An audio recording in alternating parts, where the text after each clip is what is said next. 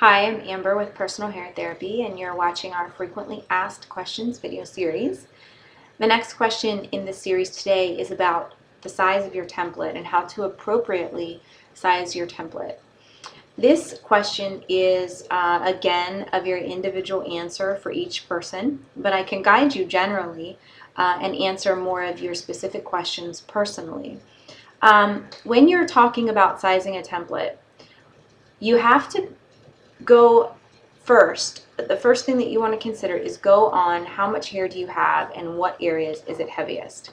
There are some people who can get by with just a top piece and a topper for quite some time because they don't have a lot of thinning throughout.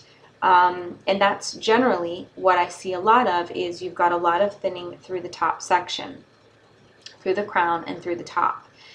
In those cases, sometimes a topper might work just fine, and that may be something that looks like just a top piece. I've got some templates here. It may be just a top piece that may go side to side here. There are some pieces that if you make it just a little bit larger than this and a little bit more evenly sized, that you can do just a top piece on the top. Of course, it'd be a little bit wider, but those sizes work really well. You may also want to have something that's a little bit larger, maybe not quite as large as something like this, but it might be something that maybe is just a 5x7 section on the top.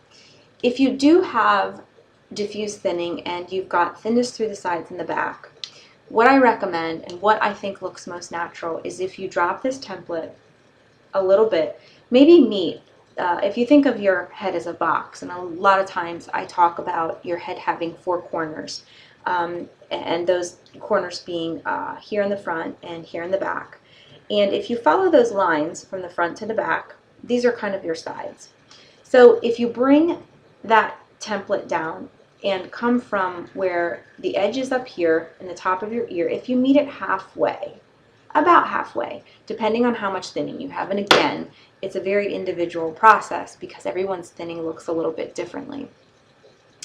If you meet it halfway, that may very well be a great place to start your template.